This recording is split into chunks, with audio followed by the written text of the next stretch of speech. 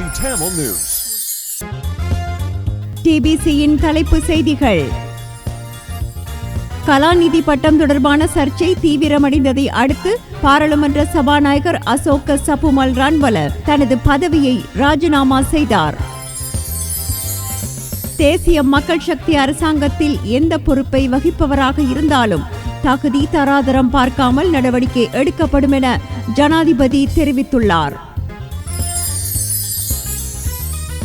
பயங்கரவாத தடை சட்டத்தையும் இணையவழி பாதுகாப்பு சட்டத்தையும் விரைவாக மறுபரிசீலனை செய்ய வேண்டும் என்று நீதி அமைச்சர் ஹர்ஷன நாணயக்கார கூறினார்.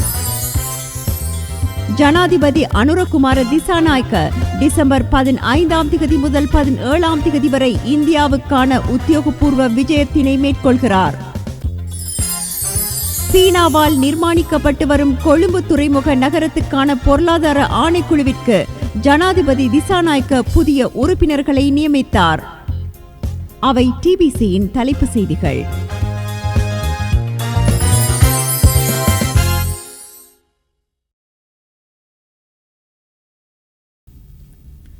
வணக்கம்.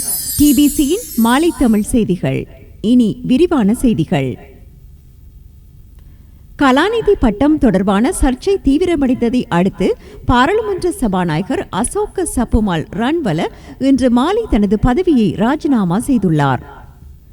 அவர் அது தொடர்பில் அறிக்கை ஒன்றையும் வெளியிட்டுள்ளார். தான் பெற்ற பட்டச் சான்றிதழை திட்டமிட்டபடி சமர்ப்பிக்க முடியாத பட்சத்தில் தனது பதவியை ராஜினாமா செய்வதாக சபாநாயகர் அசோக சபுமல் ரன்வல ஜனாதிபதிக்கு அறிவித்துள்ளதாக மிகவும் நம்பகரமான வட்டாரங்கள் தெரிவிக்கின்றன. சபாநாயகரின் பட்டமும் கலாநிதி பட்டமும் போலியானவை என்ற கூற்றுக்கள் சமூக ஊடகங்களில் ஆரம்பத்தில் வதந்தியாக பரப்பப்பட்ட நிலையில் தற்போது எதிர்க்கட்சி அரசியல்வாதிகள், பல்கலைக்கழக விரிவுரையாளர்கள், சிவில் மற்றும் அரசியல் செயற்பாட்டாளர்கள் இந்த விடயத்தில் உண்மையை அம்பலப்படுத்துமாறு அரசாங்கத்தின் மீது அழுத்தங்களை பிரயோகித்ததை பயன்படுத்தி வரும் நிலையிலேயே ஜனாதிபதி இது தொடர்பில் அறிவித்தார். தேசிய மக்கள் சக்தி அரசாங்கத்தில் எந்த பொறுப்பை வகிப்பவராக இருந்தாலும் தகுதி தராதரம் பார்க்காமல் நடவடிக்கை எடுக்கப்படும் என்றும் மக்கள் அரசாங்கத்தின் மீது வைத்திருக்கும் நம்பிக்கைக்கு பாதகமாக ஒருபோதும் நடந்து கொள்ளப் போவதில்லை என்றும் ஜனாதிபதி அனுரகுமார திசாநாயக்க உறுதியளித்தார். அரச ஊடக பிரதானிகளை இன்று காலை சந்தித்து நாட்டு நிலவரங்கள் குறித்து கலந்துரையாடிய ஜனாதிபதி, இலங்கை மக்கள் 7 தசாப்தங்களுக்கும் அதிகமான காலமாக பல அரசாங்கங்களை தெரிவு செய்து பதவி கவிழ்த்தும் இருக்கிறார்கள். அண்மைய 2 தேசிய தேர்தல்களில் மக்கள் தேசிய மக்கள் சக்திக்கு தந்திருக்கும் ஆணையின் அர்த்தத்தையும் நோக்கத்தையும் பற்றிய ஆழமான புரிதல் எமக்கு இருக்கிறது என்றும் தெரிவித்தார். தவறு செய்கின்ற எவரையும் எந்த காரணத்திற்காகவும் அரசாங்கம் ஒருபோதும் பாதுகாக்கப் போவதில்லை. நாட்டில் மட்டுமின்றி எமது அரசாங்கத்திலும் எந்த தரத்தில் இருப்பவராயினும் தவறு செய்தால் அதற்கு எதிராக நடவடிக்கை எடுப்பதற்கு ஒருபோதும் நாம் தயங்கப் போவதில்லை என்றும் அனுரகுமார திசாநாயக்க தெரிவித்தார். 7 தசாப்தங்களாக ஏமாற்றத்திற்கு உள்ளான மக்கள் மீது வைத்திருக்கும் நம்பிக்கைக்கு ஒருபோதும் துரோகம் இழைக்க மாட்டோம். இலங்கையை சிறந்த நாடாக மாற்றியமைப்பதற்கு நிபந்தனையின்றி எம்மை அர்ப்பணிப்போம் என்றும் அனுரகுமார திசாநாயக்க இன்று ஊடகங்களுக்கு தெரிவித்தார்.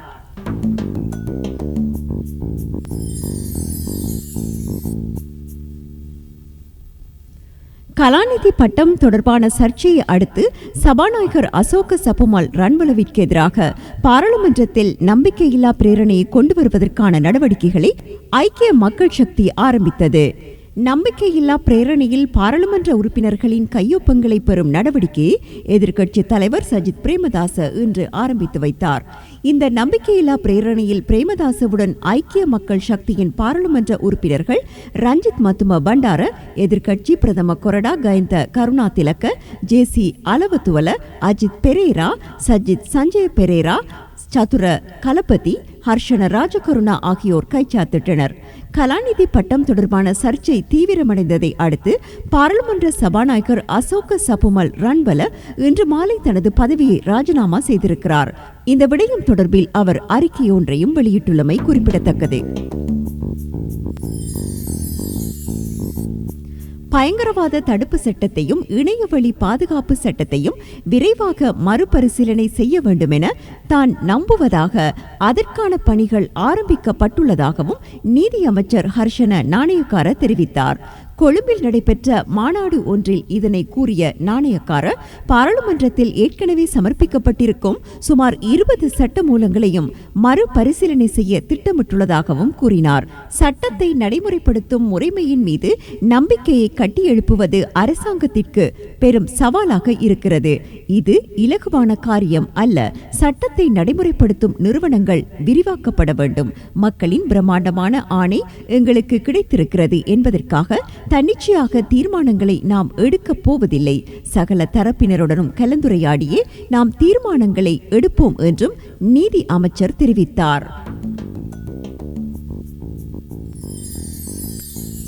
ஜனாதிபதி அனுரகுமார திசாநாயக்க டிசம்பர் 15 முதல் 17 வரை இந்தியாவிற்கான உத்தியோகபூர்வ விஜயம் ஒன்றை மேற்கொள்கிறார்.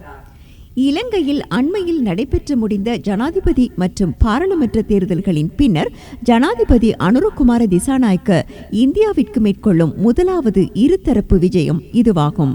இந்த விஜயத்தின் போது ஜனாதிபதி திசாநாயக்க இந்திய குடியரசுத் தலைவரை சந்திக்க உள்ளதுடன் பரஸ்பர நலன் அடிப்படையிலான இருதரப்பு விவகாரங்கள் குறித்து பிரதமர் ஸ்ரீ நரேந்திர மோடியுடன் பேச்சுவார்த்தைகளில் ஈடுபடுகிறார். அத்துடன் இந்தியாவிற்கும் இலங்கைக்கும் இடையிலான முதலீடு மற்றும் வர்த்தக தொடர்புகளை மேம்படுத்தும் நோக்குடன் டெல்லியில் நடைபெறும் வர்த்தக நிகழ்வொன்றிலும் ஜனாதிபதி திசாநாயக்க கலந்து கொள்ள உள்ளார். மேலும் இந்த விஜயத்தின் ஒரு அங்கமாக அவர் புத்த கயாவிற்கும் விஜயம் செய்ய உள்ளார். இந்து சமுத்திர பிராந்தியத்தில் கடல் மார்க்கமாக இந்தியாவின் மிகவும் நெருங்கிய அயலுறவாக உள்ள இலங்கையானது பிரதமரின் சாகர் நோக்கு மற்றும் இந்தியாவின் அயலுறவுக்கு முதலிடம் கொள்கையில் முக்கிய இடத்தினை பெறுகிறது.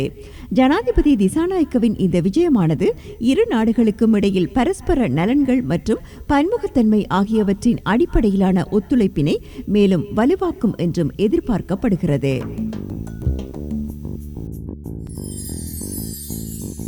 கடந்த ஜனாதிபதி தேர்தலில் போட்டியிட்ட வேட்பாளர்களில் தேர்தல் செலவினங்கள் தொடர்பான அறிக்கைகளை தேர்தல்கள் ஆணைக்குழுவிடம் கையளிக்காதவர்களுக்கும் அவர்களின் பிரதிநிதிகளுக்கும் எதிராக மோசடி விசாரணை பணியகம் விசாரணைகளை ஆரம்பித்துள்ளது. தேர்தல் செலவின அறிக்கைகளை கையளிக்காத வேட்பாளர்கள் தொடர்பில் தேர்தல்கள் ஆணைக்குழு 7 முறைப்பாடுகளை தாக்கல் செய்திருப்பதாக மோசடி விசாரணை பிரிவு அதிகாரிகள் இன்று கொழும்பு மேஜிஸ்ட்ரேட் நீதிமன்றத்தில் அறிவித்தனர். தேர்தல் செலவின சட்டத்தின் ஒழுங்கு விதிகளின் பிரகாரம் ஜனாதிபதி தேர்தல் வேட்பாளர்கள் செலவினங்கள் தொடர்பிலான அறிக்கைகளை கடந்த அக்டோபர் 13 முன்னர் ஆணைக்குழுவிடம் கையளித்திருக்க வேண்டும். ஆனால் சில வேட்பாளர்கள் கையளிக்க தவறிவிட்டனர். அவர்கள் தொடர்பான விசாரணையின் முன்னேற்ற அறிக்கையை அடுத்த வருடம் மார்ச் 25 சமர்ப்பிக்க வேண்டும் என கொழும்பு மேஜிஸ்ட்ரேட் நீதிமன்றம் மோசடி விசாரணை பிரிவிற்கு அறிவுறுத்தியுள்ளது. சீனாவால் நிர்மாணிக்கப்பட்டு வரும் கொழும்பு துறைமுக நகரத்திற்கான பொருளாதார ஆணைக்குழுவுக்கு ஜனாதிபதி திசாநாயக்க புதிய உறுப்பினர்களை நியமித்தார். அதற்கான நியமன கடிதங்களை இன்று ஜனாதிபதியின் செயலாளர் நந்திக சனத்குமார் நாயக்க இன்று ஜனாதிபதி செயலகத்தில் கையளித்தார். கொழும்பு துறைமுக நகர பொருளாதார ஆணைக்குழுவின் தலைவராக ஜனாதிபதி சட்டத்தரணி ஹர்ஷ அமரசேகரவும், உறுப்பினர்களாக டேமியன் அமல் கப்ரலும், மொஹான் ரே அபேவர்த்தனவும், Sanjay குலத்துங்கவும், Harsha சுபசிங்கவும் நியமிக்கப்பட்டுள்ளார்கள்.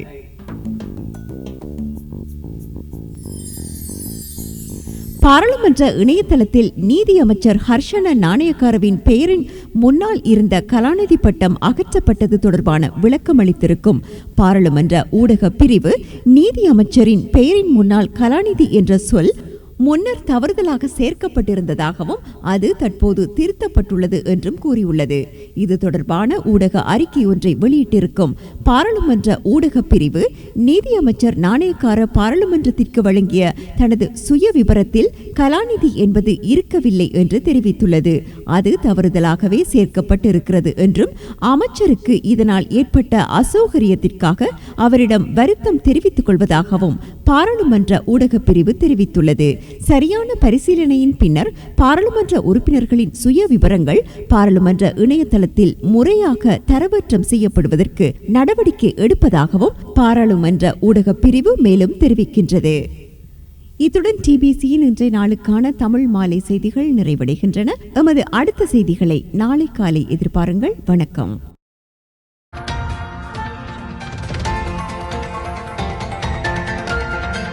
TBC Tamil News.